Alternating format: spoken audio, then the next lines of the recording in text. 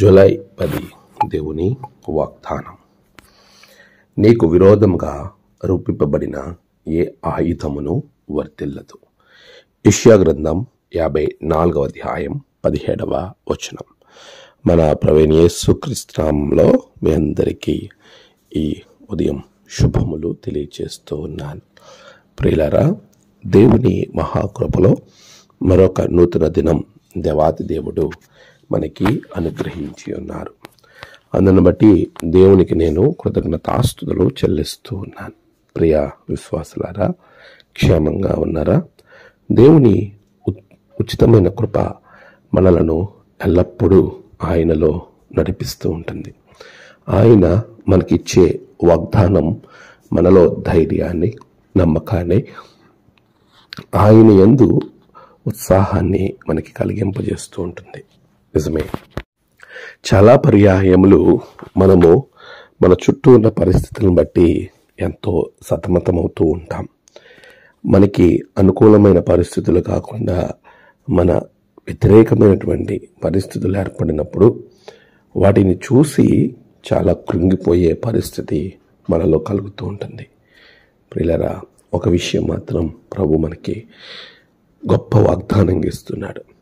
నీకు విరోధంగా ఏర్పడేది ఏదైనా కానీ అది వర్ధిల్లదు. ప్రస్తుతానికి చాలా గొప్పగా, చాలా అందంగా వారు నిన్ను భయపెడుతున్నాను అని అనుకోవచ్చు, లేక నీకు కలిగినటువంటి పరిస్థితిని బట్టి సంతోషపడుతూ ఉండొచ్చు. ఎలాంటి పరిస్థితి అయినా అది నీకు వ్యతిరేకంగా ఉన్నట్లయితే అది వర్ధిల్లను కాక వర్ధిల్లదు. నిజమే, ప్రభు ఇచ్చేటువంటి వాగ్దానాలు ఎప్పుడు కూడా నమ్మకమైనవి.